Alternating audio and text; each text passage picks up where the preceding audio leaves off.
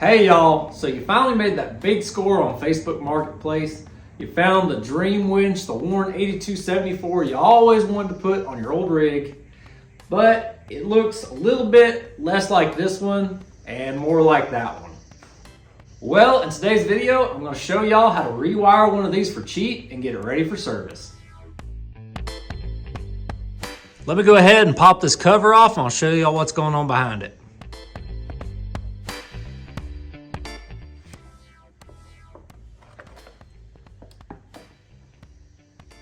Under this cover, it might look a little overwhelming, but don't worry, it's super simple. Once I explain it all, it'll make so much sense. It's very easy to wire up. Now, originally this winch would have had 4 of these little solenoids, and that was the original control setup for these Warren 8274s. I don't think Warren even offers those anymore, and I couldn't find a part number from somewhere else that could replace those. When I took this winch apart, one of them might have been good. 3 of them were cracked. One of them might have been working, I'm not sure. Digging into it, Warren does offer what they call a contactor pack, which that's what I ended up going with as an Albright contactor. I'll talk about that in a second. The contactor pack from Warren is well over $300. It's very expensive if you want to go that route. Comes with a nice little cover and stuff. I'm personally a fan of these big covers, like would have come on them originally. I just think it makes it look more period correct. So the 2 things I did buy from Warren for this rebuild, I bought this cover and I bought this 3-pin connector. I think Warren used 3, 4, and 5-pin connectors. The 3-pin's probably the easiest route to go when we're doing this rewiring. And obviously I did buy the 3-pin remote control to go with this. Okay, so an Albright contactor pack. You can see up under there, I bought this one off eBay. They have some like new old stock Albrights. There is a website, Giggle Pen. I'll have this and their website linked down below. I believe it's pretty much the same thing. You can find several different brands. There's some Chinese knockoffs on Amazon.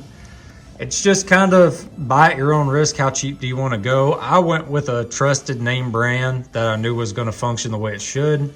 These are a high duty item, pulling a lot of amps, so you want to make sure you get something rated for the job. Now that we got that out of the way, let's talk about wiring these up. So your Albright is going to have 4 posts on top and then these 3 little spade connectors up front. On your motor, you're going to have 3 poles. If you look up a wiring diagram, this is typically how they lay it out. You got an F1, F2, and an A. F1 is going to go over here, top right. F2 is going to go top left. A, bottom left.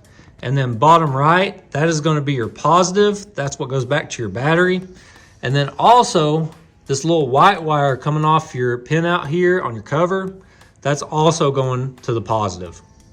Your spade connectors, you're going to have control. This goes to ground and control. Now I grounded mine to the actual case of the motor. And then I also have a big ground running over to the frame of the Jeep. One thing I do want to note, I think F1 and F2 are interchangeable. They just coincide with where you hook up the control wires down here. I've got black on the right, I've got green on the left, and then I've got my F1 and F2 according to the factory drawings I can find, and then corresponding down here. I wish I'd had some green wire to do this ground, but this is just what I had. It's a very simple setup, and I had a little extra in there. I just left it on there. I also opted, instead of connecting this straight to the power, I put a spade connector adapter piece on here. So if you ever need to take the cover off, everything just unplugs and it's a lot quicker. As far as mounting the new contactor, it has 2 holes in the back with helicals in it.